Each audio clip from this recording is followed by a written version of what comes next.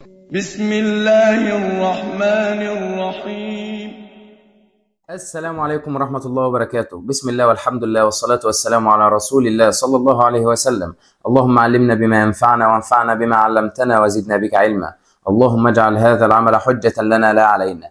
طلاب الصف الثالث ثانوي، أهلا بك صديقي العزيز في أول فيديو فعلي في المنهج الخاص بيك. نزل لك من كام يوم المحاضرة التأسيسية، وإن شاء الله النهاردة هنشرح أول درس عندك في المنهج. الدرس اللي من اسمه تحس فيه حاجة غلط، من اسمه تتلجلج كده وتحس ان الموضوع مش تمام، لكن هو درس لذيذ يا سيدنا، وهو درس الارتباط. بس مش الارتباط اللي انت عارفه. الارتباط في الاحصاء هو يعني ايه؟ ببساطة، لو انت، مش هقول لك ولد وبنت عشان الموضوع ما يوسعش مننا وما تفهمنيش غلط. لو في بنتين مرتبطين ببعض قوي، يعني بنتين اصحاب قوي زي ما بيقولوا كده توينزات، البنتين دول في حالة من الاتنين: يا اما الاتنين دول اصحاب بعض قوي وبيحبوا بعض بجد، يا اما الاتنين دول عاملين اصحاب بعض قوي وهم بينهم صفار وغل من بعض. طب ما تيجي نشوف في الحالتين كده ايه اللي بيحصل يا سيدنا. في الحالة الأولى، لو البنتين اصحاب قوي وبيحبوا بعض، لو صاحبتها دي فرحت مثلا أو بتتخطب أو أي حاجة، دي فرحت هتلاقي دي فرحت معاها. طب لو دي زعلت هتلاقي دي زعلت معاها. طب في الحالة التانية، لو بينهم صفار وحقد، أول ما دي تفرح دي تزعل، أول ما دي تفرح قوي دي تزعل وتتضايق إن هي فرحانة. طب اول ما دي تزعل دي تفرح وتبقى شمتانه. ربنا يعافيكم منهم يا رب. فالفرق بين الارتباط دلوقتي ايه؟ ان ممكن لما حاجه تزيد المقابل ليها يقل، وممكن لما حاجه تقل المقابل ليها يزيد.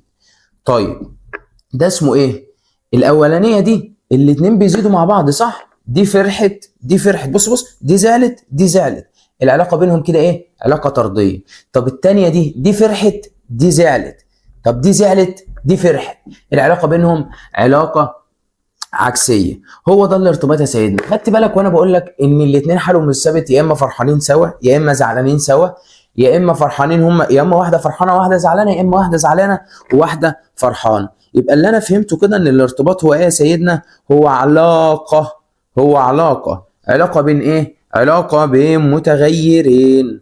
علاقه بين ايه؟ متغيرين. يبقى الشرط الاساسي في الارتباط بين اي اتنين ان في تغير بينهم، هم مرتبطين فبيظهر عليهم حاجات سوا، فهم مش ثابتين، حالهم مش ثابت. فالارتباط هو علاقه بين متغيرين. طب هل ده الارتباط اللي هندرسه؟ هل انا جايبك النهارده عشان اشرح لك يا سيدنا الارتباط هو علاقه بين بنتين؟ اكيد لا. طب الارتباط هو ايه اللي احنا هنشرحه النهارده؟ هو نفس الكلام يا معلم، بس هناخده ننقله في الحته الاحصائيه. يعني لو جيت قلت لك الارتباط هو من كلامه ايه؟ من اللي انا بقوله لك انا بشرح لك ايه؟ احصاء. طب والارتباط ده درس هاخده في الاحصاء، صح؟ يبقى هو طريقه احصائيه. طريقة إحصائية لازمتها إيه؟ يمكن من خلالها تحديد درجة ونوع علاقة بين متغيرين. إزاي بقى درجة ونوع علاقة؟ أنا شفت مثال البنتين اللي أنا لسه قايله لك دول، أنا عايز أعرف نوع العلاقة بينهم، وما تفهمنيش غلط. نوع العلاقة بينهم إزاي؟ يعني هما بيحبوا بعض بجد ولا بينهم صفار ونفسنا؟ هل ده حب بجد ولا حقد وغل من بعض؟ هو ده اللي هيبقى نوع العلاقة مثلا. ده مش اللي هيبقى عندك في المنهج، أنا بضرب لك أمثلة عشان تفهم. طيب لو انا عايز اعرف بقى التانية درجة العلاقة، عايز اعرف لو بيحبوا بعض قد ايه، ولو عايز اعرف لو بيكرهوا بعض قد ايه. فهو ده الارتباط يا عمنا. الارتباط هو حاجة بتحدد نوع الارتباط ودرجة الارتباط ومعامل الارتباط الخط بيرسون. خلي عمو بيرسون ده في الاخر عشان الراجل ده هيتعبنا معاه حبتين، واللي في الاول ده بسيط وسهل. اول حاجة نوع الارتباط. خليني اعرفك لك الارتباط الاول. التعريف العلمي بتاعه قال لك هو طريقة احصائية، لان انا بدرس احصاء، يمكن من خلالها تحديد درجه ونوع علاقه بمتغيرين.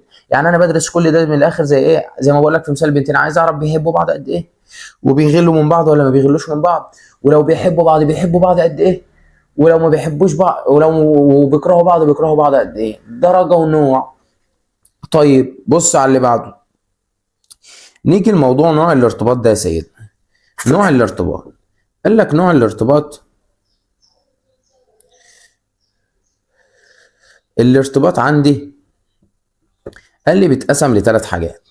اول حاجه ارتباط طردي، زي ما انا قلت لك في مثال البنتين، دي بتفرح دي بتفرح، دي بتزعل دي بتزعل. طب لو جيت قلت لك ارتباط عكسي، زي ما انا قلت لك دي بتفرح دي بتزعل، دي بتزعل دي بتفرح، الاتنين عكس بعض دايما. يبقى نوع الارتباط ارتباط طردي وارتباط عكسي وارتباط تالت كده اسمه ارتباط منعدم. يعني ايه ارتباط منعدم يا سيدنا؟ يعني هو ما فيش علاقة بينهم اصلا، الارتباط بينهم صفر. يعني ايه؟ يعني هما مش اصحاب من الاخر. لو جينا نضرب على مثال البنتين، هما مش اصحاب، دي فرحت ولا دي يفرق لها، دي زعلت ولا دي يفرق لها، ما فيش بينهم علاقة تربطهم. يبقى الارتباط اول حاجة بتنقسم معانا لارتباط طردي وارتباط منعدم وارتباط عكسي. طيب الارتباط الطردي لو جيت نضربه في حياتنا العملية هنضربه بإيه؟ لو أنا قلت لك مثلا عدد الوجبات والوزن، بديهي إن كل ما آكل كتير وزني هيزيد، وكل ما آكل قليل وزني هيقل. يبقى العلاقة بين عدد الوجبات والوزن علاقة طردية. إن أنا لو زودت عدد الوجبات في اليوم بديهي إن أنا وزني هيزيد، ما عدا الناس اللي بتغل فبتحرق ليل نهار فمهما كانت ما بتتخنش. طيب لو جيت قلت لك العلاقة عكسية زي ايه مثلا يا سيدنا؟ زي مثلا درجة حرارة الجو، درجة الحرارة والملابس. بديهي ان انا لو زودت درجة الحرارة، لو الجو حر انا هقلل ملابس. طب لو الجو برد درجة الحرارة قليلة انا هزود ملابس، هتقل في الهدوم. يبقى العلاقة بين درجة الحرارة والملابس علاقة عكسيه. طب العلاقه بين وزن وعدد الوجبات علاقه طرديه. ليه؟ لان كل ده ما بص كل ده ما زاد كل ما ده زاد، كل ما ده قل كل ما ده قل. طب نيجي لتاني حاجه انا قلتها لك وهي درجه الارتباط. درجه الارتباط دي بتنقسم لايه بقى يا عمنا؟ بتنقسم لايه؟ اول حاجه ارتباط تام، تاني حاجه ارتباط قوي، تالت حاجه ارتباط متوسط، رابع حاجه ارتباط ضعيف. يبقى تاني كده معلش، الارتباط بيتقسم لأربعة. أول حاجة هو ارتباط تام، تاني حاجة هو ارتباط قوي، تالت حاجة هو ارتباط متوسط، رابع حاجة هو ارتباط ضعيف. من بديهي تام ده أجمد حاجة، هو ما فيش أقوى من كده، أقوى من قوي فهو تام.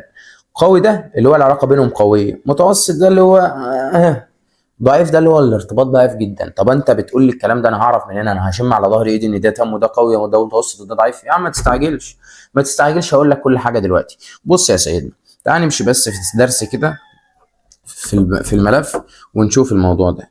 بص يا عمنا،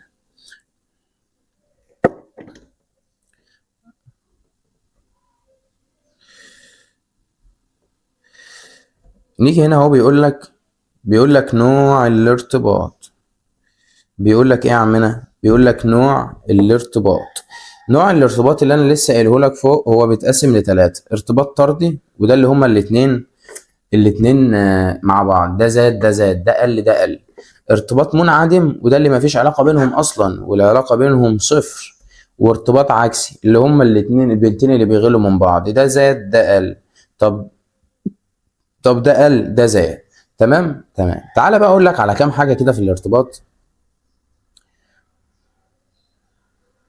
لو جه قال لك الارتباط في الشكل البياني، اي علاقه طرديه في الدنيا انت اكيد خدتها قبل كده، فهي العلاقه الطرديه عامله كده، عامله كده على خط الاعداد، عامله كده قصدي على في الاشكال البيانيه. طب العلاقه الطرديه دي معناها ايه الكلام ده؟ هو بص، هو كل موضوع انا اعرف منين ان دي طرديه؟ يعني لو جاب لي حاجه زي كده على رسمه بيانيه وقال لي هي دي طرديه ولا عكسيه، انا هعرفها ازاي؟ بص هي دي مش دي واحد. يعني خلينا نقرب خالص اهو، خلينا نقرب خالص اهو يا سيدنا. بص، خليني اقولها لك بالراحه تاني من الاول، اعتبرني ما كتبتش ده اهو. بص يا عم اهو، انا عايز اعرف دي طردي ولا عكسي. انا قايل لك في الطردي كل ما دي زاد كل ما ده زاد، كل ما ده قل كل ما ده قل. بص لو جيت قلت لك العلاقه كده، دي 1 2 3 4 5 6، ودي 1 2 3 4 5 6. انا عايز اعرف بقى منين هو طردي ولا عكسي. اروح اخد كذا نقطه جنب بعض. ازاي؟ بص يا سيدي، اخد كذا نقطه جنب بعض ازاي؟ صلينا على النبي. بص هاخد هنا مثلا دي باتنين ودي بقت بكام؟ باتنين. خد نقطة بعدها، دي بقت بتلاتة ودي بقت بكام؟ بتلاتة. ايه ده؟ دي زادت دي زادت دي قل دي زادت دي زادت. تعال ناخد واحدة كمان اهي. دي بقت باربعة دي بقت باربعة. اذا اللي بيحصل لما بقت اتنين بقت اتنين، لما بقت تلاتة بقت تلاتة، لما بقت أربعة بقت أربعة. يعني الاتنين بيزيدوا مع بعض والاتنين بيقلوا مع بعض. تاني معلش، طب تعالى نشوفها لك في ايه، في بتاع، في جدول مثلا. جاب لك كده يا عمنا جدول، جاب لك جدول. ده قال لك ده جدول يا عم للسين والصاد. بص، قال لك ده جدول للسين والصاد. قال لك ايه في الجدول ده بقى؟ قال لك بص يا عم، لما السين كانت باتنين الصاد كان باربعة، لما السين كانت باربعة الصاد كانت بتمانية، لما الصاد كانت بتمانية، لما السين كانت بتمانية الصاد كانت بستاشر، لما الصاد كانت بستاشر السين كانت بكام؟ باربعة وتلاتين، باتنين وتلاتين. ايه اللي بينهم دلوقتي؟ انا لو جيت اقول لك العلاقه طرديه ولا عكسيه، هتقول لي بص ببساطه خالص اهو، انا يا عم مش هتفزلك، انا هات يا عم اهو بص. هتقول لي هو تعالى بص كده، اللي فوق بقت اتنين بقت كام؟ اربعه. دي زادت ولا قلت؟ زادت. اجي ابص تحت، الاربعه بقت كام؟ تمانية، يبقى زادت هي كمان. ما تقولش طردي على طول، كمل كمل. طب لو جيت قلت لك الاربعه بقت تمانية، زادت ولا مش زادت؟ زادت. طب التمانية بقت ستة، 16، زادت ولا مش زادت؟ زادت. طب التمانية بقت 16، ال 16 بقت 34. فانا خدت بالي ايه؟ ان كل ما ده بص كل ما ده زاد كل ما ده زاد. طب لو حاجه تانية مثلا، جيت قلت لك كده الناحيه التانية، نيجي الناحيه دي بقى، خلاص فهمنا الطرد وفهمنا طريقته. نيجي للعكسي، صلينا على النبي. بص يا عم، المنعدم كده كده انا قايل لك ان هو ايه؟ صفر. احفظ كده ان المعادل صفر صفر. بص يا سيدي، العكسي، العكسي بيبقى عامل ازاي على الخط البياني؟ بص يا عم، لو انا جيت قلت لك كده وجيت عملت لك كده وجيت قلت لك ده عكس ولا طرد، هتقول لي ايه الدوخه دي بقى؟ ده طرد. ليه؟ خط طالع مع بعض اهو. هو الخط اولا طالع ولا نازل؟ هتقول لي طالع من الجنب يا حبيبي. المحور اهو. هو ازاي طالع من الجنب؟ هو انت تشوفه اقرب للمحور منين؟ طيب ما علينا من دي، خلينا نعملها بالطريقه اللي انا قلت لك عليها. تعالى نفرض ارقام ونشوف، نشوف ارقام. بص يا عم، دي بواحد، دي باتنين، دي بتلاتة، دي باربعة، دي بخمسة، دي واحد، دي اتنين، دي بتلاتة، دي باربعة، دي بخمسة. بص تعال نجيب النقطة دي مثلا. بص، عند السين باربعة، تعال نجيب من أول السين اللي أنت بتجيب، هو بيبدأ من أول السين. تعال نبدأ مثلا من هنا. عند السين بواحد، الصاد باربعة، يبقى السين بواحد الصاد باربعة. تمام؟ احفظهم مميزين بينهم اهو. روح للي بعدها. عند السين باتنين، الصاد بتلاتة أبا. عند السين بتلاتة، الصاد بكام؟ ها؟ بأربعة. ايه اللي انا شايفه دلوقتي ده؟ بص السين، بص كده على السين، بص كده على السين بسرعه. بص السين ايه اللي حصل فيها؟ السين زادت. طب تعالى كده للصاد، تعالى للصاد. الصاد قلت. طب تعالى نشوف اللي بعدها، نشوف بعدها ايه اللي حصل للسين؟ زادت. طب ايه اللي حصل للصاد؟ قلت. يبقى العلاقه العكسيه بيحصل فيها ايه؟ واحد بيزيد واحد بص بيقل، واحد بيقل واحد بيزيد. فاللي بيحصل بين العلاقه العكسيه ايه؟ ان هي علاقه عكس بعض، واحد يزيد واحد يقل، واحد يقل واحد يزيد. بص يا سيدي، روح للي بعده.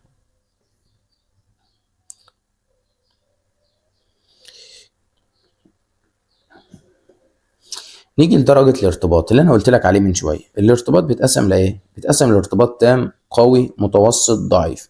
بص بقى، قبل ما ناخد الارتباط تعالى اعرف لك حاجه كده اللي احنا خدناها فوق، اسمها معامل الارتباط. يعني ايه معامل؟ يعني ايه معامل الارتباط؟ واللي هو انا برمز له بالرمز ر. برمز له بالرمز ايه؟ ر. طب معامل الارتباط ده بعمل فيه ازاي؟ بص يا سيدنا، هو بيقول لك هو مقياس كمي. مقياس ايه؟ مقياس ايه؟ كمي.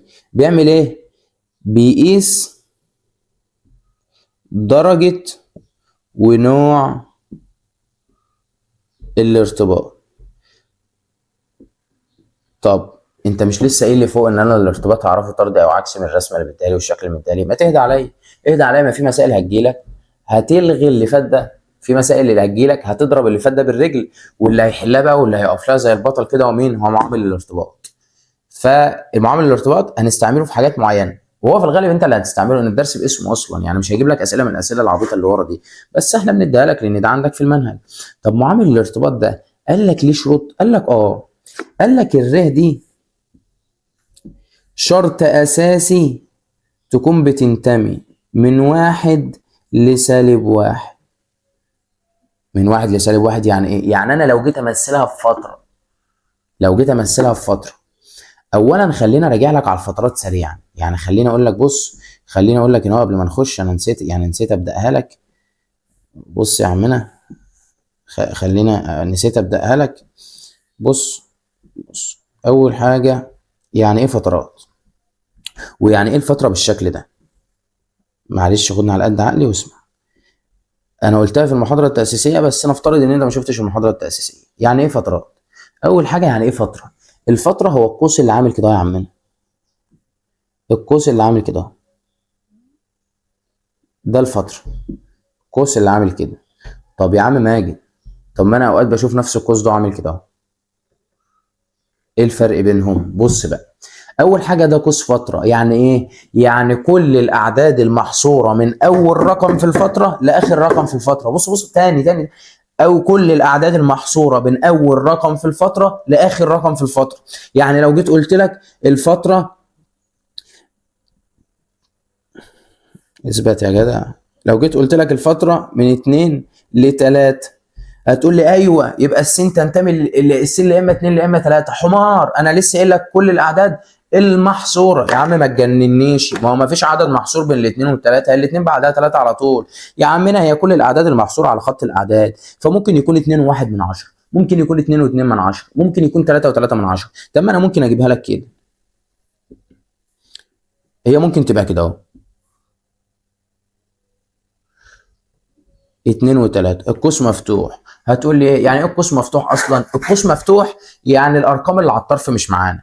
يعني انا لو جيت قلت لك ال2 و3 كده، يعني اللي بين ال2 واللي بين ال3، بس ال2 مش معانا وال3 مش معانا. تاني معلش، لو القوس مفتوح يبقى الرقم اللي القوس مفتوح من ناحيته مش معانا، بعده على طول معايا.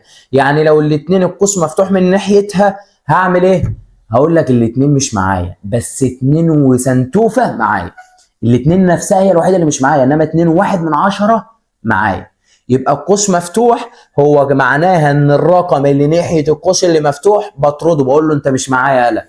طب القوس مقفول يبقى الرقم اللي ناحيه القوس المقفول معايا. طب تعالى اديك كام مثال كده ونفهمهم ونحاول نمثلهم على فترات. بص يا سيدنا،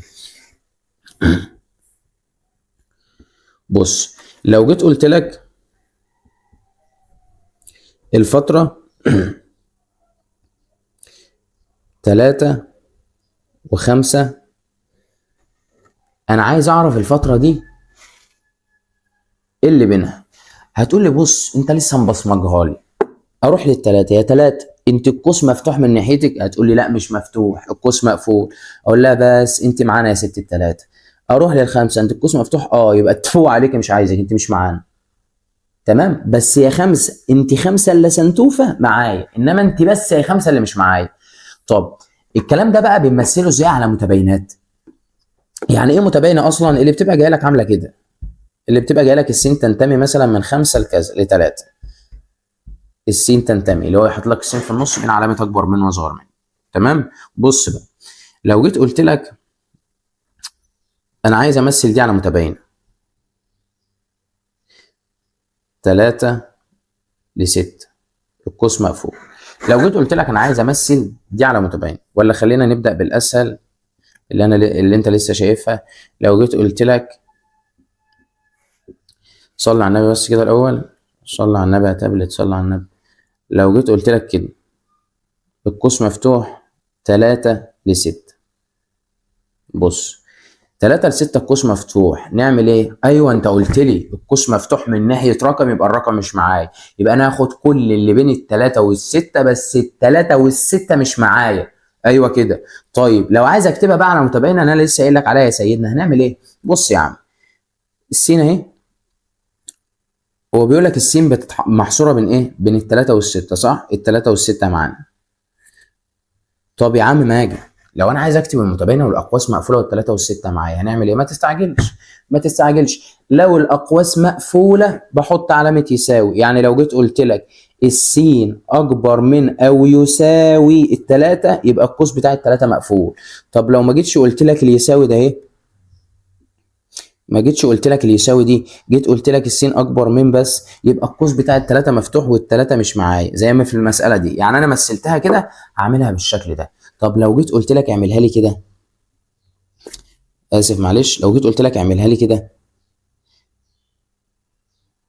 3 و6 القوس مقفول، هتقول لي السين اكبر من او يساوي. ليه يساوي يا ماجد؟ عشان القوس مقفول من ناحيه ال3.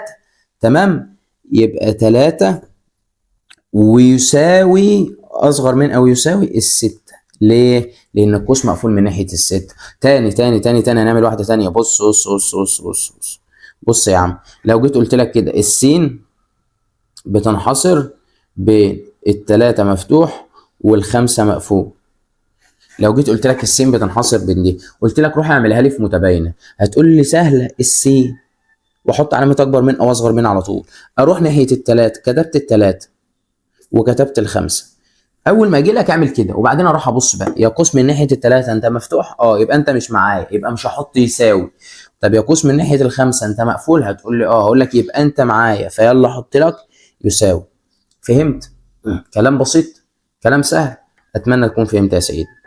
يبقى انا كده عرفت يعني ايه فترات. الفتره هو هي عباره عن ايه؟ هي عباره عن رقمين باخد كل اللي بينهم، لو اقواسها مفتوحه ما باخدش الرقمين، لو اقواسها مقفوله باخد الرقمين. تاني معلش، هي الفتره هي رقمين، هي رقمين، معناها ان انا السين تنتمي لكل اللي بينهم، لو الاقواس بتاعتهم مفتوحه ما باخدهمش، باخد كل اللي بينهم. يعني لو 2 اخد 2.1، ما اخدش اي حاجه تانية، ما اخدش يعني مش 2 3 4، لا اي حاجه في النص هي تنفع. تمام. ليه؟ بص، يعني لو انت مش فاهم ليه ازاي اخد حاجه من 10، هو الفتره دي هي حاجه على خط الاعداد اصلا.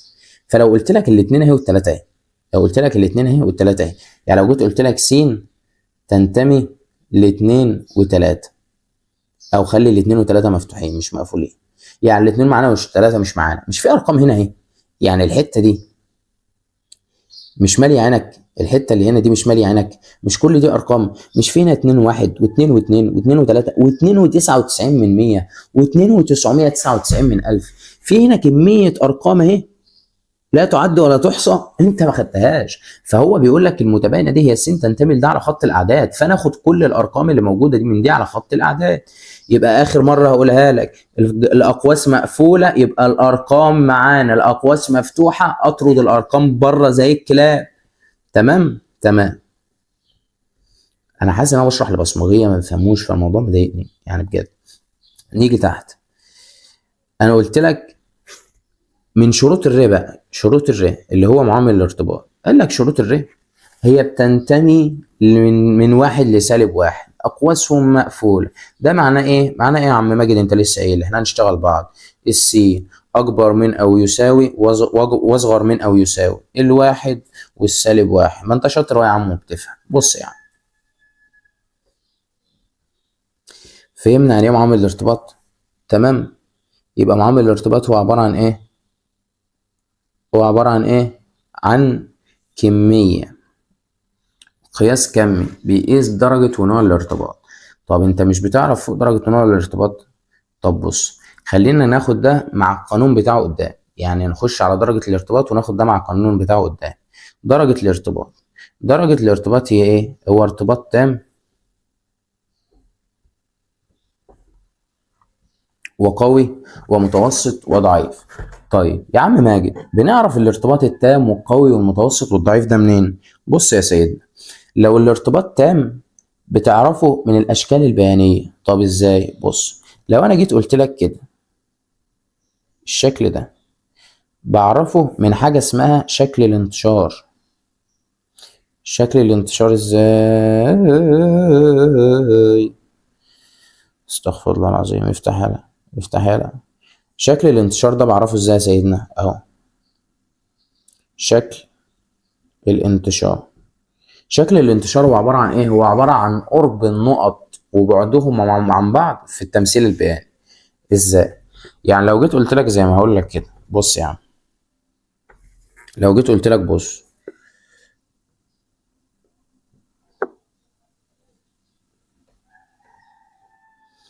لو جيت قلت لك ركز معايا في دي كده، لو جيت عملت لك كده قلت لك العلاقة دي ايه؟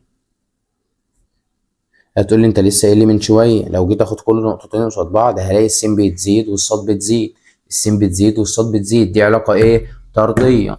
طب تعالى هقول لك، شكل الانتشار هو عباره عن النقط. طب دي نقطها ايه؟ يعني العلاقه الطرديه اللي بالشكل ده، العلاقه الطرديه اللي بالشكل ده لو جيت اقول لك حدد لي النقط فيها تقول لي اهي اهي اهي اهي اهي. انت واخد بالك من ايه؟ النقط كلها على ايه؟ على خط واحد. ده اسمه ارتباط ايه؟ على خط واحد. يعني هم بص، انا اقدر اعرف الرقم يعني من الاخر ببساطه. لو جيت اجيبها لك على ارقام، لو جيت اجيبها لك على ارقام قلت لك كده س وصاد، واحد اتنين تلاتة أربعة خمسة ستة سبعة تمانية. ايه اللي بيحصل هنا؟ السين بتزيد اتنين الصاد بتزيد اتنين، السين بتزيد اتنين الصاد بتزيد اتنين، السين بتزيد اتنين الصاد بتزيد اتنين. يعني لو جيت قلت لك قول لي الرقم هنا تعرف تتوقعه؟ هتقول لي طبعا السين بتساوي 9 والصاد بتساوي 10. هقول لك شاطر. طب انت استنتجت من ده ايه؟ ان الارتباط بينهم قوي. ليه؟ انا قدرت احدد هما بيزيدوا بنسبة ايه. هما بيزيدوا بنسبة ثابتة، مش بيزيدوا كده عشوائي. ده زاد واحد، ده زاد واحد، ده زاد اتنين، ده زاد اتنين، ده زاد تلاتة، ده زاد تلاتة. هتقول لي لا، ما هما كده كده هيزيدوا بنسبة واحدة. لا يا عم، يعني لو جيت قلت لك كده، لو جيت قلت لك كده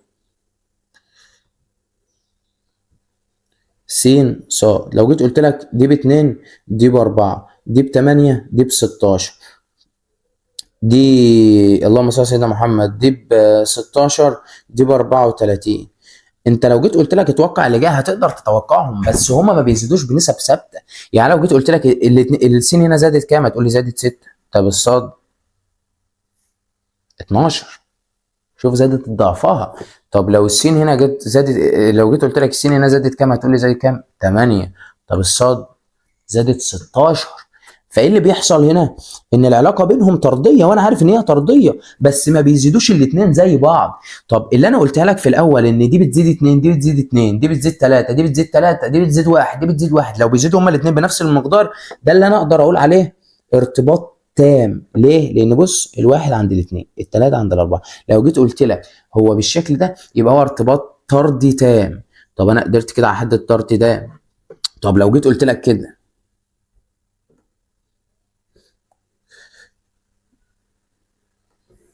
ايوه هي بتاع العكس. شطوره شطوره، لان انا لو خدت اي ارقام هتلاقيهم بيقلوا. دي لو قلتها لك برضو هتلاقيني بقول لك هتلاقيها عكس تام. ليه؟ لو جينا ناخد نقطه هنا هتلاقيها بتقل بنفس المقدار، هتلاقي الاتنين بيقلوا بنفس المقدار. ليه؟ انا قدرت احدد من كده من ايه؟ من قرب النقط من بعضها. ده اسمه شكل الانتشار بقى. يبقى الانتشار هو عباره عن ايه؟ هو النقط قريبه من بعضها لدرجه ايه؟ طب دي سهله، انا قدرت احدد كده ان ده عكس تام وده طرد تام. ليه يا عم ماجد؟ لان الارتباط بينهم قوي. ليه يا عم ماجد؟ لان النقط قريبه. ليه يا عم ماجد؟ لان هم بيزيدوا بمقادير ثابته انا اقدر احددها. يعني لو جيت اشوفهم على خط الاعداد هلاقي النقط جايه فوق بعض على طول او تحت بعض. طيب عرفت التاني. لو جيت قلت لك العلاقه كده، هو خلي بالك هو مش شرط الخط يبقى على النقط. يعني بمعنى انا ممكن اعمل لك كده العلاقه طرديه بس النقط ايه. انا لو جيت اقول لك هتقول لي هقدر احدد من العلاقه طرديه. ليه؟ لو خدت اي اتنين قصاد بعض هيزيدوا.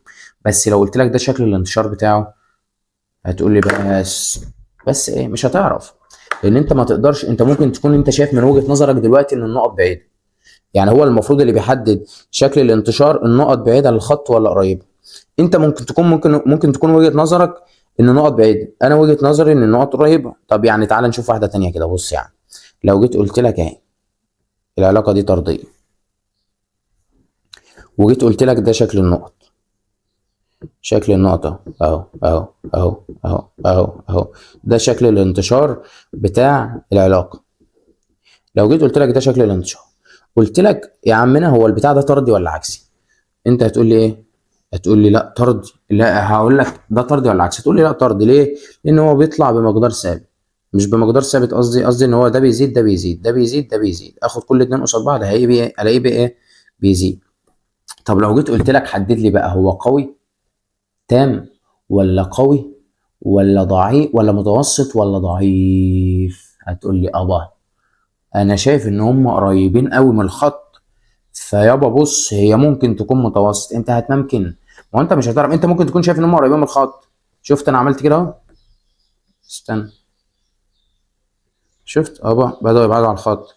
فانت ممكن تكون شايف ان هم قريبين من الخط، انا وجهة نظري ان انا شايف ان هم بعاد، انا شايف ان هم متوسطين، انا شايف ان هم بعاد قوي، صح؟ طب لو جيت قلت لك حاجة تانية، العلاقة العكسية مثلا، العلاقة العكسية اهي، صح؟ لو جيت قلت لك ان دي النقط بتاع العلاقة العكسية، لو جيت قلت لك قول لي كده ده ايه، هتقول لي دي طردي. طب حدد لي بقى هي يا عم درجتها قوي ولا ضعيف ولا متوسط ولا تاء، تقول لي ما اعرفش. ليه؟ لان هي وجهات نظر، انا ممكن اكون شايفها ضعيفه ممكن اكون شايفها قويه. طب لو جيت قلت لك ده عكسي، تقول لي ده عكسي طبعا. طب لو جيت قلت لك هو طردي تام ولا طردي آه قوي ولا طرد ضعيف، هتقول لي ما اعرفش. هتقول لي هقول لك ليه، تقول لي ان انت قايل لي ان شكل الانتشار ما حدش يقدر يعينه بالعين. انت ممكن من وجهة نظرك يا عم ماجد انت شايف ان الانتشار ده قوي، ليه؟ لان النقط قريبه، انا ممكن اكون شايفها بعيده. فهنا يلغي دور الانتشار والانتشار يخسر. هنيجي لواحد تاني ويجي دور معامل الارتباط بيرسون. معامل الارتباط بيرسون هيبقى فايدته ايه بقى؟ نعين نوع ودرجه الارتباط. هتقول لي طب نوع ليه بقى؟ ما انا كده كده انت ايه اللي بجيبها طردي وعكسي ازاي من الشكل من الارقام؟ اجيب الارقام قصاد بعض واقدر اجيبها طردي وعكسي. طب ما تيجي كده اوريك حاجه. يعني لو جيت قلت لك كده، لو جيت قلت لك تعالى حدد لي دي طردي ولا عكسي، هتقول لي سهله. اقول لك مثلا عندما السين بواحد الصب باتنين، عندما السين بتلاتة الصب بخمسة، عندما السين بسبعة الصاد بتمانية، عندما السين بخمسة الصاد بتلاتة، عندما السين باتنين الصاد بواحد، عندما السين بكفاية. يعني كفاية مش هنقعد نتكلم عن كده. لو جيت قلت لك أنا عايز أعرف الارتباط ده يا عمنا طردي ولا عكسي، هتقول لي سهل. تعالى كده شوف، بيزيد تحت زائد يبقى كده طردي. طب ما انا اتعلم تكمل للاخر، لان مش شرط اول اتنين طردي يبقى الباقي طردي. يعني تعالى كده نشوف، ده قل. طب ما تعالى نشوف كده تحت كده، ده قل هو كمان لسه طردي. طب ده قل، تعال نشوف تحت كده، ده قصدي زي قل تعال نشوف تحت كده، ده قل هو كمان. هو هنا زاد يا جدعان معلش اتلخبطت. تعال تشوف كده ده قل، تعال شوف هنا كده قل. طب هو لحد دلوقتي ده بيقل ده بيقل ده بيزيد ده بيزيد، يعني مش شرط يا عم ماجد يبقى بيزيد سوا، او مش شرط طول الارقام بيزيد، او مش شرط طول الارقام بيقل. عادي ممكن يزيد مره ويقل مره، صح؟ بس هو كده كده طردي، مش شرط ان هو قل يبقى، يعني ما تقوليش ده قل يبقى عكسي يا حبيبي. العكسي هو ان هم يبقوا عكس بعض، مش العكس ان هم يقلوا. الطردي هم ان ده زاد ده زاد، ده قل ده قل. افتكر المثال اللي انا قلت لك في الاول بتاع البنتين. طيب تعال نشوف دي كده بقى، يعني اللي بتقول لي ما انا كده كده اقدر احدد طردي ولا عكسي من الارقام. بص لو جيت قلت لك كده، لو جيت قلت لك تعال، بسم الله صلي على النبي يا عمنا. بص يا عم لو جيت قلت لك عندما السين بخمسة الصاد كانت بخمسة كانت بسبعة، وعندما السين بسبعة الصاد كانت بتسعة، وعندما السين بخمسة الصاد كانت باتناشر، وعندما السين بسبعة الصاد كانت بعشرة، وعندما السين بعشرة الصاد كانت ب7. بص بص بص، قلت لي سهله، يلا يلا يلا يلا يلا اعرف لك هيزيد ولا هينقص، ثواني اهو. بص، تقول لي ده زاد، ده زاد، وانت وانا عارف ان انت شطور وسمعت كلامي لما قلت لك كمل كل الارقام للاخر، ما تاخدش اول رقمين بس. ده زاد، ده زاد لحد دلوقتي طردي. ده قل، يبقى اللي اكيد اللي تحت قل. بص كده، اللي تحت زاد. فبص بص، اللي حد هنا طردي، جينا الحته دي بقت عكسي. تعال نشوف كده، ده زاد، ده قل، ده دي كمان عكسي. طب تعال كده، شوف ده زاد، ده قل، ده كده عكسي. يبقى كده في ربع طردي وثلاث ارباع عكسي. بص بقى بنعمل ايه هنا، او مش ربع كمان، اقل من ربع، يعني فاهم، اقل من ربع طردي. بص يا عم، آه في الحاله اللي زي دي يخسر التحديد بالارقام. هو ليه عمه معامل الارتباط بيرسون عمل كده؟ لان عمه بيرسون لقى ان في مشكله في تحديد نوع ودرجه العلاقه في الارتباط عن طريق الارقام وشكل الانتشار. الارقام ممكن تطلع زي ما انت شايف كده، هتعمل ايه؟ ما فيهاش حل، مش هتعرف تعمل حاجه. طب وشكل الانتشار برضه ممكن زي ما انا قلت لك، وجهات نظر، انا اشوفه قريب انت تشوفه بعيد، فما نعرفش برضه نحدد منه درجه العلاقه. فعمو بيرسون قعد مع نفسه كده شويه، قعد يقول لك بس انا هخترع قانون يخلص الموضوع ده ويريح العيال بتوع ثانوي. قلنا له اخترع يا عم، اخترع، جرب علينا، انت وراك حاجه؟ فجينا هنا لمعامل الارتباط الخطي بيرسون. معامل الارتباط الخطي بيرسون هناخد قانونه وافهمك القانون، وكمان هناخد القانون الناتج من القانون ده هيفيدنا في ايه. معامل الارتباط الخطي بيرسون، خليك فاكر ان انا قلت لك معامل الارتباط ده بنرمز له بالر، بنرمز له بايه؟ بوه. بص، اول حاجه القانون، هو خليك فاكر العلامه دي يعني ايه؟ يعني مجموع. لو انا قلتها في المحاضره التاسيسيه، قلت لك علامه السيجما، دي علامه السيجما. قلت لك هو ممكن يجي يقول لك سيجما، وممكن يجي يقول لك مجموع، وممكن يجي يقول لك بس زي ما هو كاتب لك في القانون كده. طب يعني هي ده اهي، بص بص، ده اهي، ده اهي، هي ده اهي، هي ده اهي، هي ده اهي. السيجما هي كلمة سيجما، العلامة دي هي كلمة سيجما، هي مجموع، هي بس الاسم الأساسي بتاعها سيجما، بس ممكن يجي لك في المسائل أي حاجة من الحاجات دي. طيب السيجما دي يعني إيه وبعملها إزاي؟ بص، السيجما معناها مجموع قيم. يعني إيه مجموع قيم؟ يعني أنا لو جبت لك جدول كده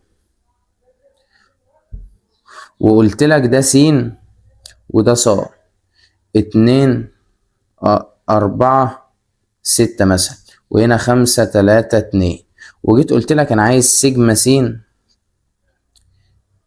جيت قلت لك انا عايز سيجما س وص، سيجما س وسيجما ص. اول حاجه سيجما س الجدول بتاعه هو مجموع قيم السين، هو عايز سيجما ايه؟ سيجما السين، سيجما السين، سيجما السين. اروح اقول له مجموع قيم السين، بص بص بص، 2 و4 6، 6 و6 12، يبقى سيجما س بيساوي كام؟ 12. طيب بص بص، مجموع قيم الصاد 5 و3 8، 8 و2 10، يبقى سيجما صاد بيساوي 10. يبقى السيجما معناها ايه؟ مجموع القيم الكلي للحاجه اللي قايل لي. قال لك مجموع قيم س او سيجما س، يبقى اجيب مجموع القيم الكليه لس. قال لك سيجما صاد، اجيب مجموع القيم الكليه لصاد. قال لك سيجما ماجد، جيب مجموع القيم الكليه لماجد. فهو السيجما هو مجموع القيم الكليه. بص يا عمنا، لو جيت قلت لك تعال نشوف القانون. القانون بيقول لك ايه؟ بيقول لك هو ن في سيجما س ص ناقص سيجما س في سيجما ص على الجذر التربيعي لنون في مجموع س تربيع ناقص مجموع السين الكل تربيع في الجذر التربيعي لصاد، في الجذر التربيعي لنون في مجموع الصاد تربيع ناقص مجموع الصاد الكل تربيع. طب تعالى نكتبه بالسيجما كده، تعال نكتب القانون بالسيجما. بص، قانون بالسيجما هو القانون، انت ايه اللي يا عم ماجد؟ نو في مجموع اللي هي علامة سيجما في مجموعة س ص ناقص مجموع السي في مجموع الصا، صح، على الجذر التربيعي لنو في مجموع س تربيع، خلي بالك من الحتة دي، ناقص مجموع السين الكل تربيع. كمل القانون مخلصش، في جذر تربيعي تاني،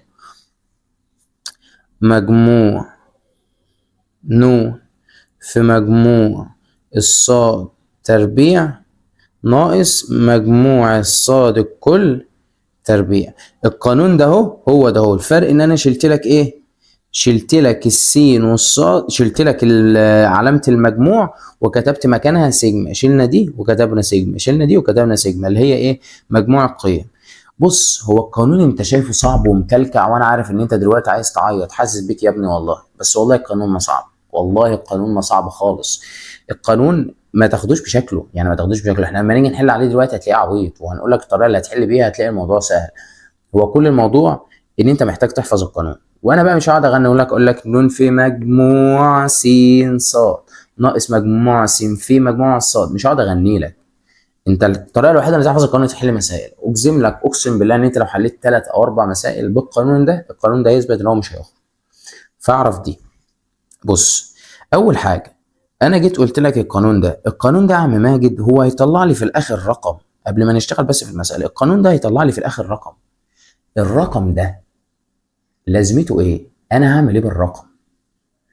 يعني انا الرقم اللي هيطلع ده هعرف منين طردي ولا عكسي؟ هل الرقم هيقول لي طردي ولا عكسي؟ طب هعرف منين هو قوي ولا ضعيف ولا تاني؟ هيقول لي لا. طب هقول لك انا تعرف منين. اول حاجه، القانون انا هعرف في حاجتين، من اشارته وقيمه الراء. يعني ايه؟ يعني اول حاجه هو هيطلع لي رقم، صح؟ الرقم ده هيبقى حاجه من الثلاثه، يا اما اشارته موجبه، يا اما يا اما الرقم يطلع صفر، يا اما اشارته سالبه. صح؟ دي نقطه حلوه. طب لو قال لك لو لقيت الناتج اللي طلع اشارته موجب يبقى طردي، لو لقيته طالع بصفر زي ما انا قلت لك في الاول منعدم، لو لقيت اشارته سالب يبقى عكسي. تاني معلش، تاني بص، هو الناتج اللي هيطلع رقم، فاي رقم في الدنيا لا اما صفر يا اما رقم موجب يا اما رقم سالب. لقيت الرقم موجب طردي، لقيت الرقم سالب بص عكسي. طيب انا كده عرفت هعرف احدد ازاي طردي ولا عكسي. قيمه ر بقى يا عم ماجد، تام ولا قوي ولا كل الكلام من ده؟ قال لك بص، هو انا مش قايل لك اصلا في الاول ان قيمه ر بتنحصر من سالب واحد لواحد؟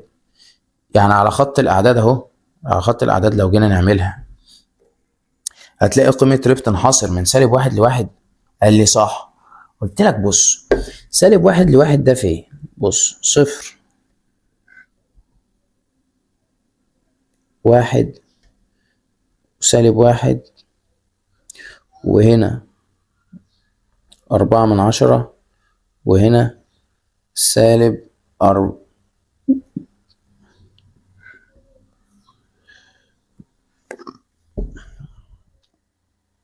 هنا 4/10 وهنا 6/10، وهنا نفس الموضوع، نكتب هنا -4/10 وهنا -6/10. انا عارفك يا اللي فكرت ان هي لو في السالب هتبقى ضعيفه وفي الموجب هتبقى قويه. بص، اتعامل مع خط الاعداد في دي بالذات ان الموجب هو السالب. ليه؟ لان دي الاشاره هي ما بتحددليش الا حاجه واحده، يا اما هو طردي يا اما هو عكسي، صح؟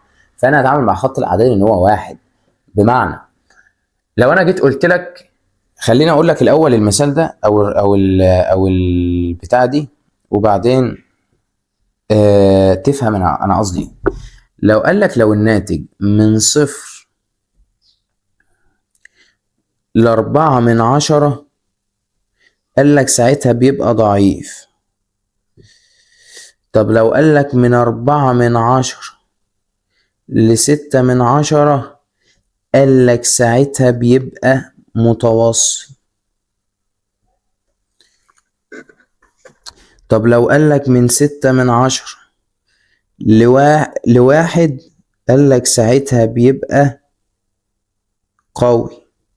طب لو واحد هو تاني معلش هكتبهم لك من الأول بطريقة أحسن. بص، لو قال لك الرقم ده من 4/10، قال لك من 4/10 ل6/10، قال لك ساعتها بيبقى إيه؟ أو خلينا نكتب بالآخر عشان أكتبهم لك بلون تاني. من 4/10 ل6/10 أنا قلت لك إن ساعتها بيبقى إيه؟ بيبقى ضعيف. طب لو 6/10،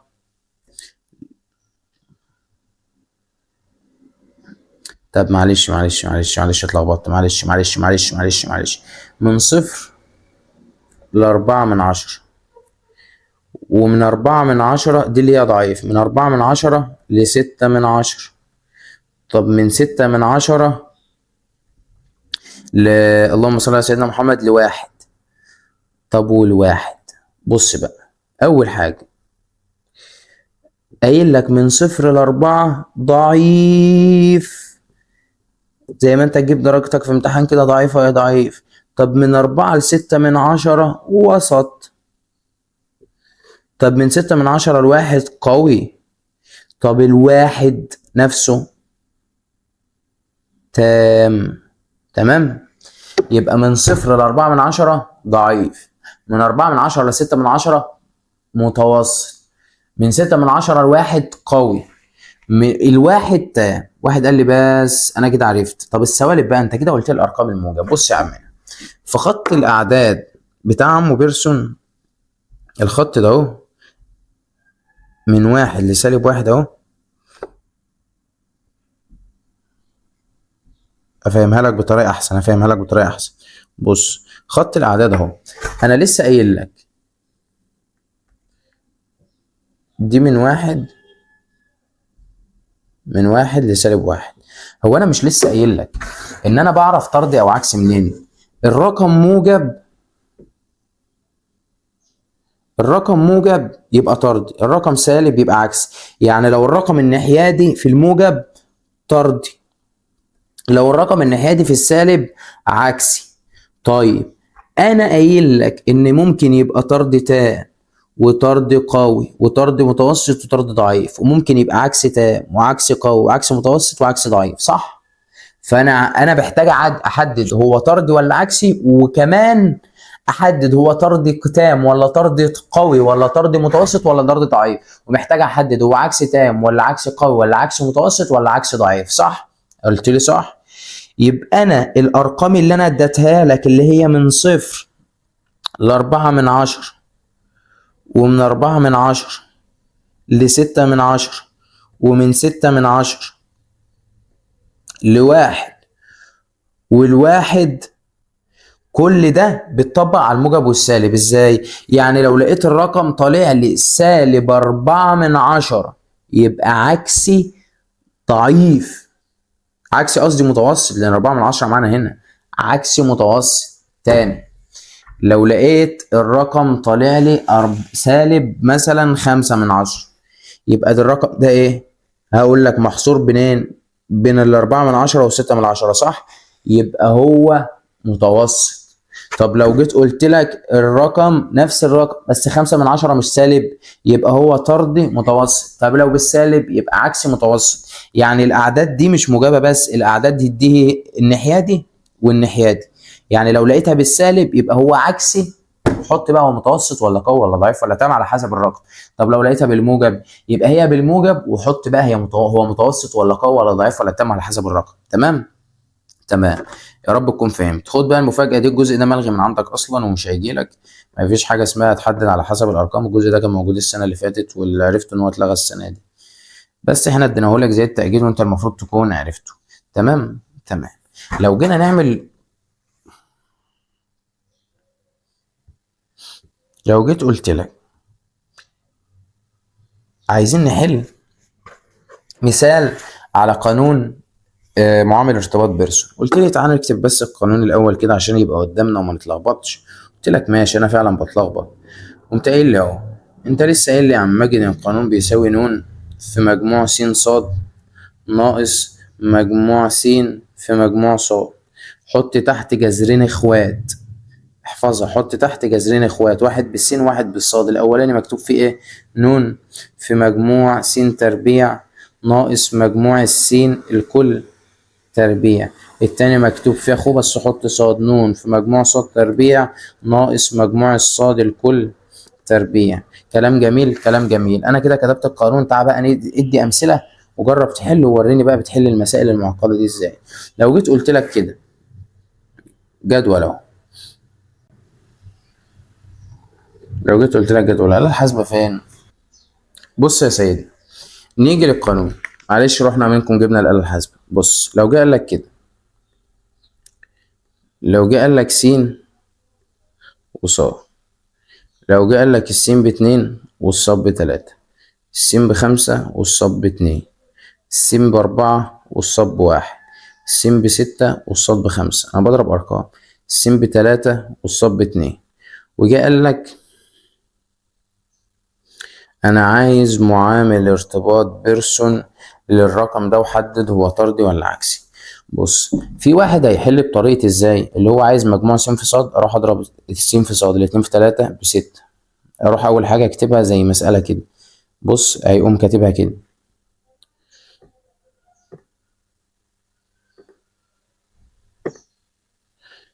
هيقوم كاتبها كده. هيقوم رايح قايل لي بص، اول حاجة مجموع س ص.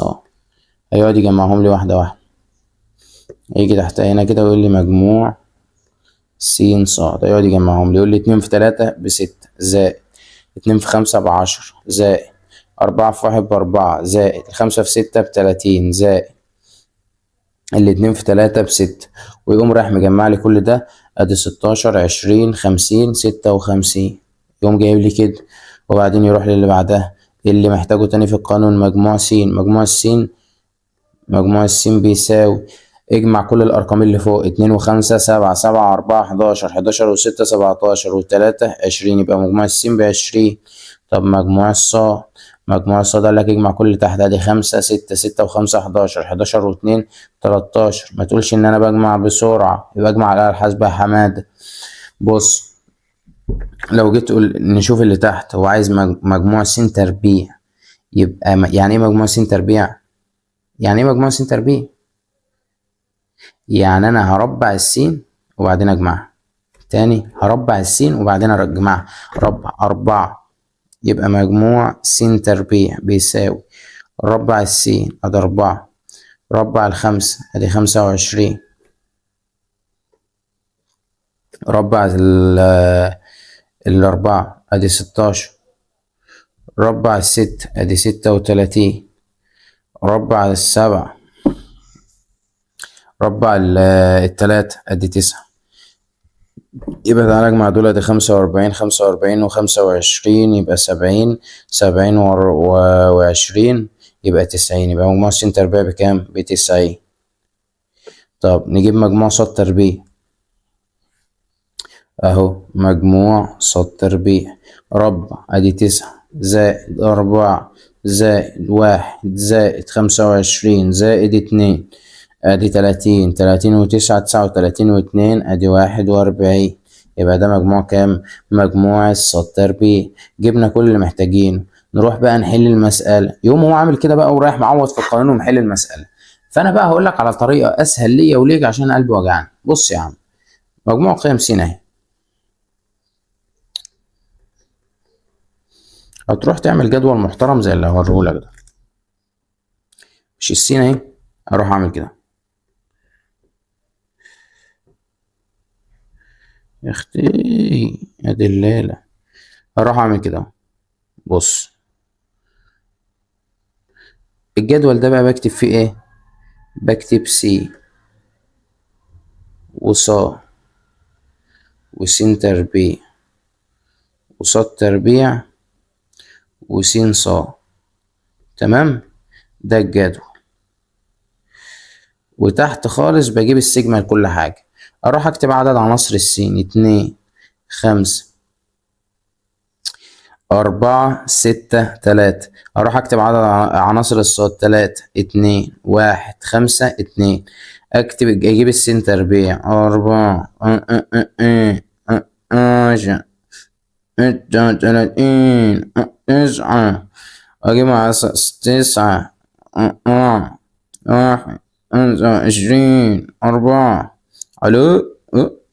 واجيب س صاد 2 في 3 ب6 2 في 5 ب10 4 في 1 ب4 5 في 6 ب30 ب6. تمام، جبت ده كله. اجيب بقى مجموع ده كله. مجموع السين 2 و5 7 و4 11 و6 17 و3 21. صح. اجيب مجموع الصاد 5 5 و5 10 و3 13. صح. لو انا كاتب رقم غلط 13. اجيب مجموع س تربيع 25 و9. قصدي بص 36 وأربعة 40، 40 وخمسة وعشرين 65، 65 وتسعة 74، 74 وستاشر يبقى 90. يبقى مجموع س تربيع ب90. مجموع ص تربيع 9 وأربعة 13، 14 وأربعة 18، 18 وخمسة وعشرين 18 وخمسة وعشرين 22، 22 يبقى 42. تمام. س ص 6 وعشرة 16 وأربعة 20 وتلاتين 50 يبقى 56. يبقى أنا جبت كله مجموع ده كله. أروح بقى أعوض في القانون. يلا. قال لك ن في مجموع س ص. خليني أقول لك بس هو النون ده هو إيه؟ النون ده هو عدد العناصر. يعني إيه؟ يعني راح أشوف السين والصاد عدد عناصرهم قد إيه؟ السين والصاد عدد عناصرهم قد إيه؟ البيانات عموما مش ده عمود وده عمود وده عمود. اروح اشوف عدد العواميد 1 2 3 4 5. يبقى النون هو عدد العواميد او عدد البيانات. النون بكام؟ ادي 5. اروح اكتب القانون. يلا بينا. ادي 5 في مجموع س ص 56، 5 في 56 ناقص مجموع السين اللي هو 21 في 13، 21 في 13. ننزل تحت شد الجذر وشد الجذر. مجموع ن 5 في مجموع السين تربيع. مجموع السين تربيع اللي هو بكام؟ ب90 ناقص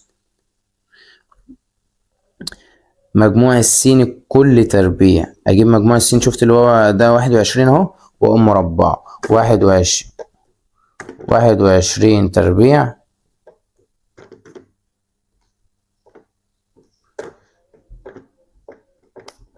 ب441. يبقى ناقص 441. اروح لمجموع الصاد. مجموع ن في صاد ن في مجموع الصاد كل تربيع. ن 5 في مجموع الصاد كل تربيع. مجموع الصاد تربيع ب42 ناقص مجموع الصاد كل تربيع. مجموع الصاد 13. اروح اربع 13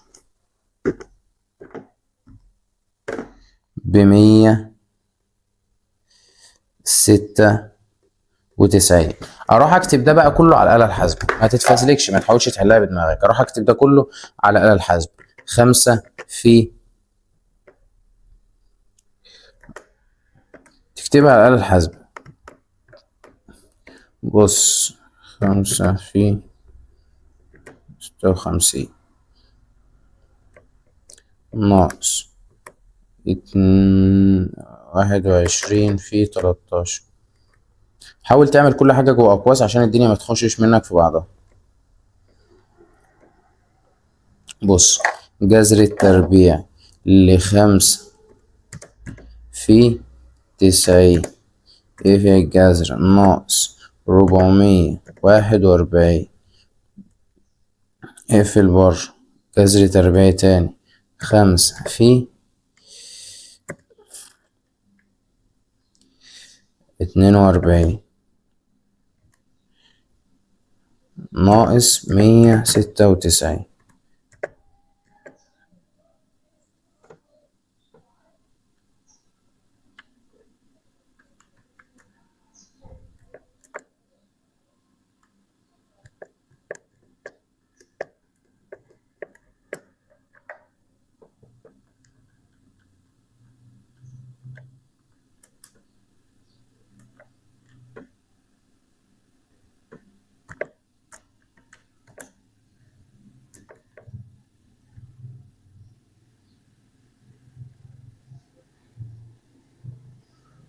في ايه؟ what's wrong؟ الحسبة دي فيها حاجة. تعال نكتب من الأول تاني.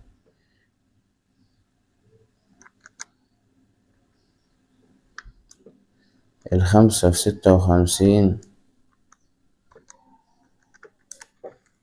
280. يبقى 21 في 13 ب273. 273 تمام.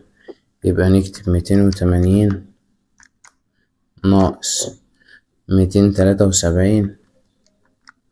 273 على 5 في 90.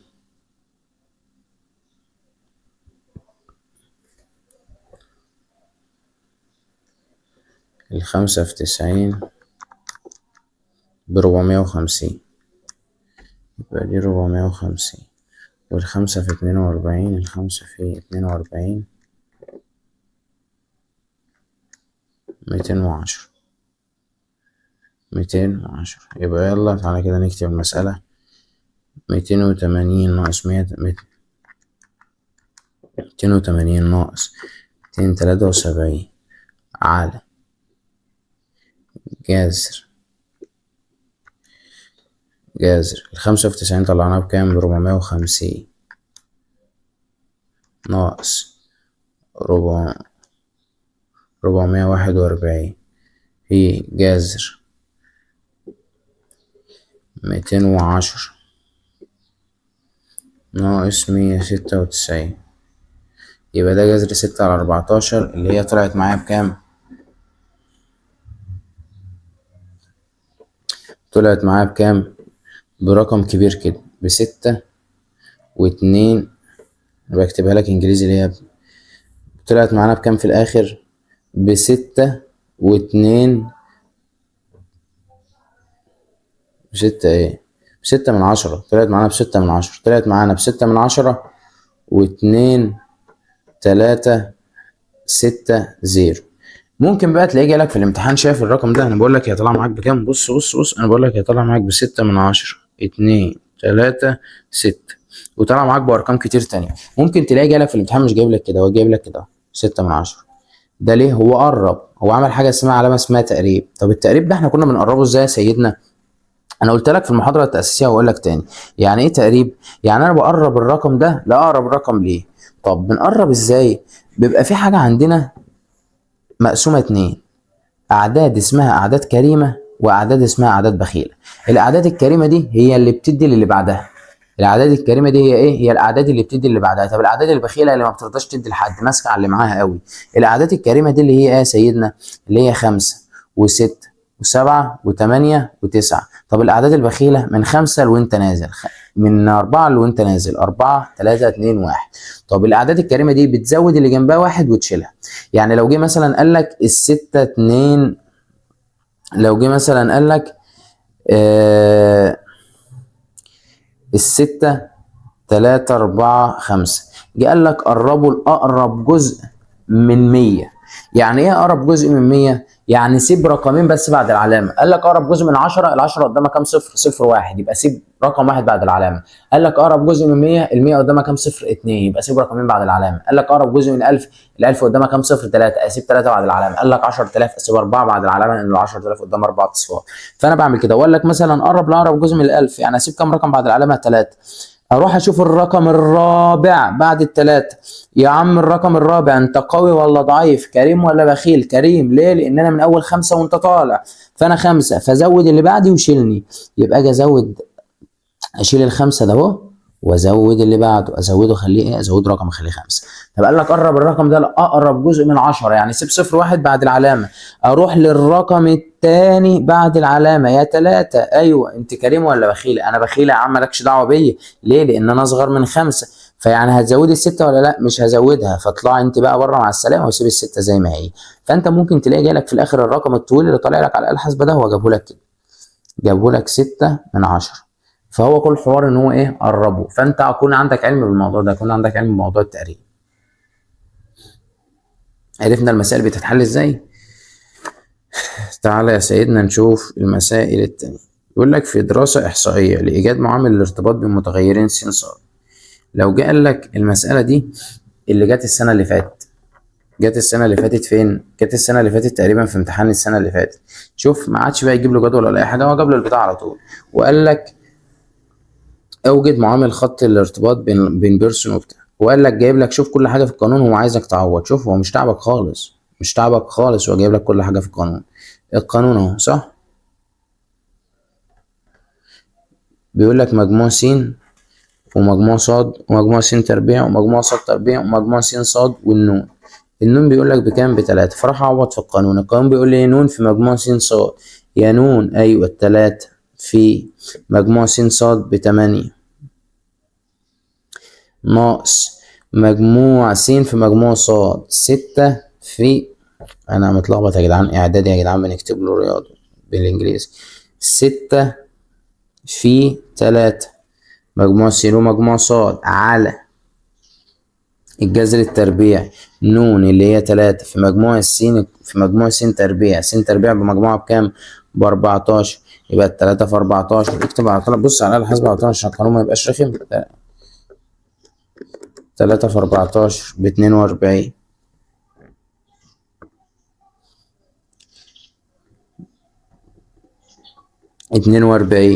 ناقص مجموع السين الكل تربيع. مجموع السين بكام؟ ب6. 6 تربيع ب36 ناقص مجموع صاد الكل تربيع.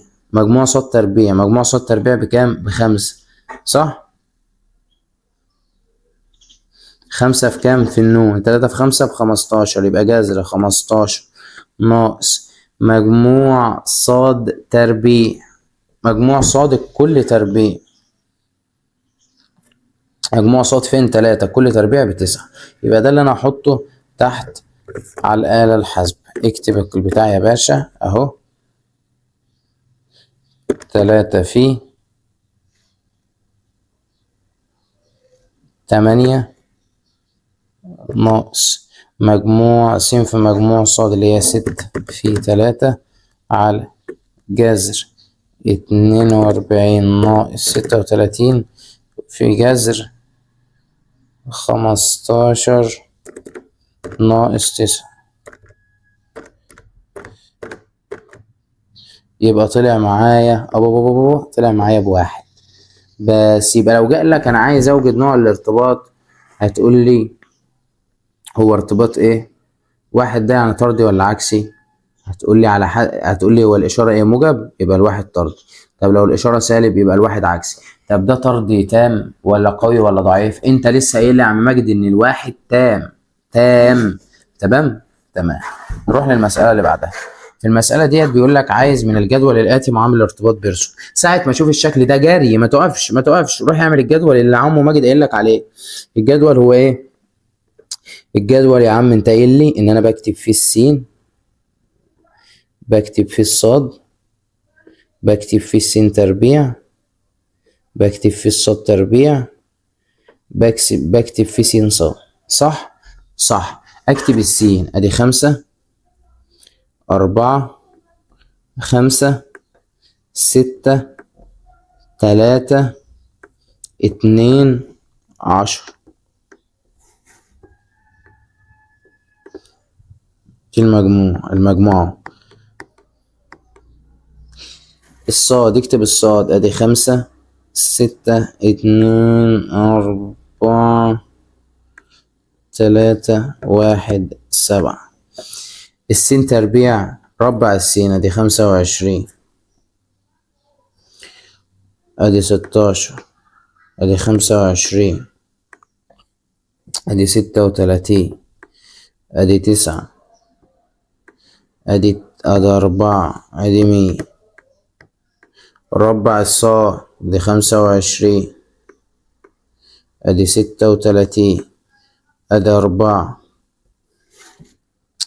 ادي 16 ادي 9 ادي 1 ادي 49 صح. طب اضرب س في صاد. 5 في 5 25. 4 في 6 شطور 24.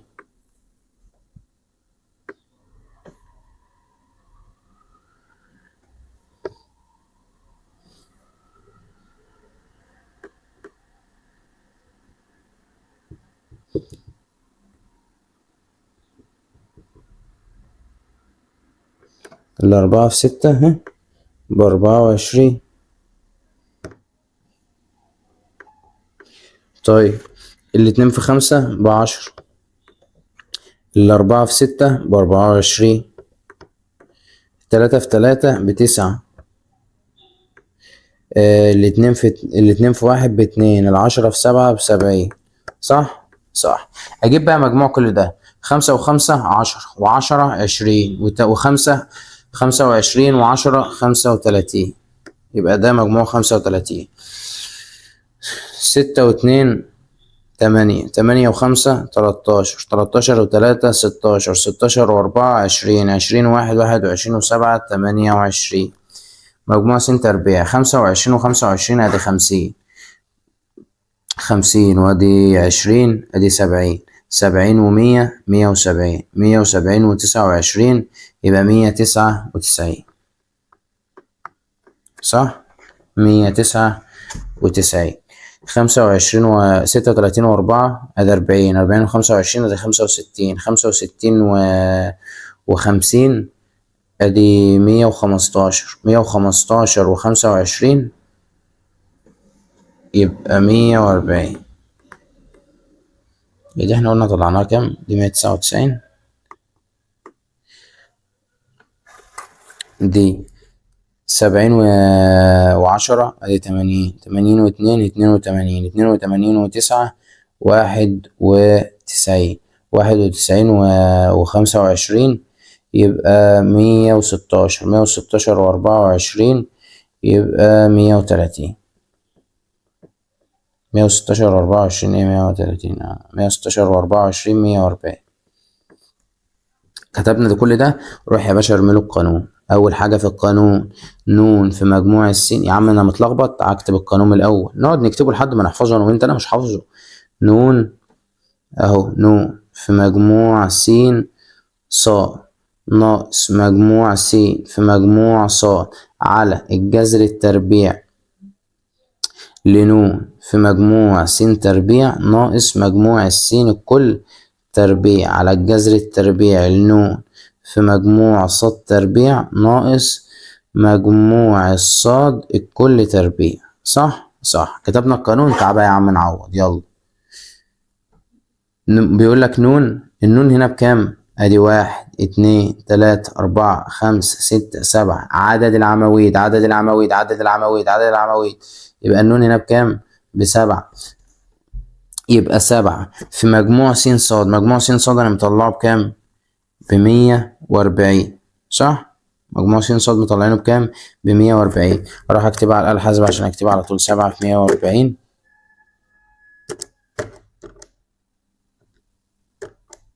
ب980.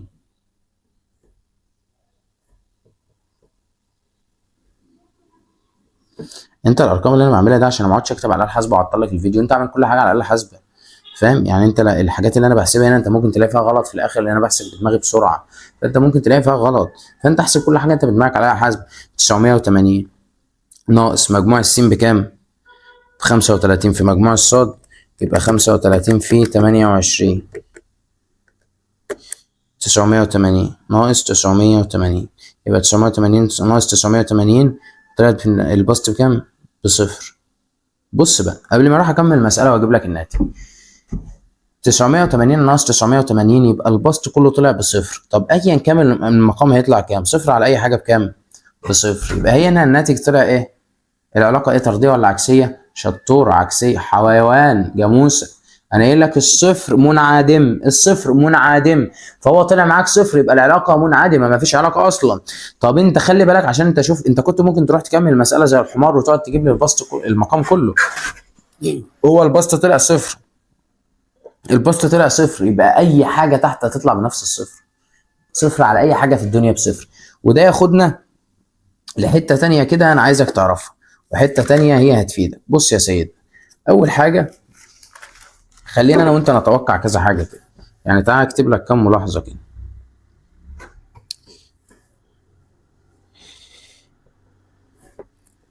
تعالى اكتب لك كام ملاحظة. بص يا عم، القانون اهو. لو جينا نشوف القانون ده يا عم، لو جينا نشوف القانون بتاع المعامل الارتباط بيرسون، هو القانون بيقول لك ايه؟ نون في مجموع س ص ناقص مجموع س في مجموع ص، صح؟ على الجذر لن في مجموع س تربيع ناقص مجموع س الكل تربيع ناقص مش ناقص بقى علامة ضرب، نون اخو القانون ده بس حط صاد، اخو الجذر بس حط صاد في مجموع صاد تربيع ناقص مجموع الصاد الكل تربيع، صح؟ بقول لك ايه، تعال نشوف كده كام حاجة. لو انا قلت لك الناتج ده طلع 5، ناتج النون في مجموع س ص طلع 5 ومجموع س في مجموع ص طلع 1، طرح الاتنين اللي فوق هيبقى بكام؟ ب4. طب لو العكس، لو ده اللي ب1 وده ب5، طرح الاتنين اللي فوق هيبقى كام؟ -4. ايوه، يعني ايه اللي انت بتقوله؟ اللي انت بتقوله ده لازمته ايه؟ بص اقول لك على حاجه، في قاعده انت خدتها في الاعدادي، مستحيل يطلع من تحت الجذر التربيعي عدد موجب. يعني مفيش حاجه، ما قصدي سالب، مفيش حاجه اسمها يطلع من تحت الجذر التربيعي عدد سالب، مفيش حاجه اسمها كده، مستحيل. مفيش حاجه اسمها تحت الجذر التربيعي عدد سالب، الجذر التربيعي ما فيهاش تبقى عدد سالب. ايوه برضو انت بتقول لي كده ليه؟ ما عشان يا حته حيوان اللي تحت ده جذرين تربيعيين، فلازم ناتجهم هما الاثنين هيطلع موجب. ايوه برضو بتقول لي كده ليه؟ بص، لو الناتج اللي فوق طلع موجب، اللي تحت كده كده هيبقى بموجب لان هما جذرين تربيعيين، فاللي تحت كده كده بموجب. فلو الناتج اللي فوق طلع موجب يبقى الناتج النهائي يبقى موجب، يبقى العلاقه طرديه. طب لو الناتج اللي فوق طلع سالب، الناتج اللي تحت كده كده موجب، فالناتج النهائي يبقى سالب، فالعلاقة هتبقى عكسية. يعني لو جه سألني العلاقة طردية ولا عكسية بس، لو جه سألني العلاقة طردية ولا عكسية بس، بروح أعمل إيه؟ بروح أبص فوق، أشوف القانون أطبقه على النص اللي فوق بس، لقيت الناتج اللي فوق معايا طلع موجب يبقى العلاقة طردية، لقيت الناتج اللي معايا طلع سالب يبقى العلاقة عكسية. فخلي بالك من الموضوع ده تاني، معلش لو الموضوع صعب عليك. اللي تحت في المقام هما جذرين تربيعيين، كده كده ناتجهم هيطلع بموجب، مفيش حاجه اسمها جذر تربيعي يطلع بسالب.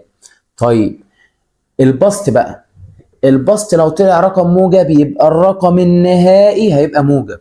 طب لو البسط طلع رقم سالب، الرقم النهائي هيبقى سالب.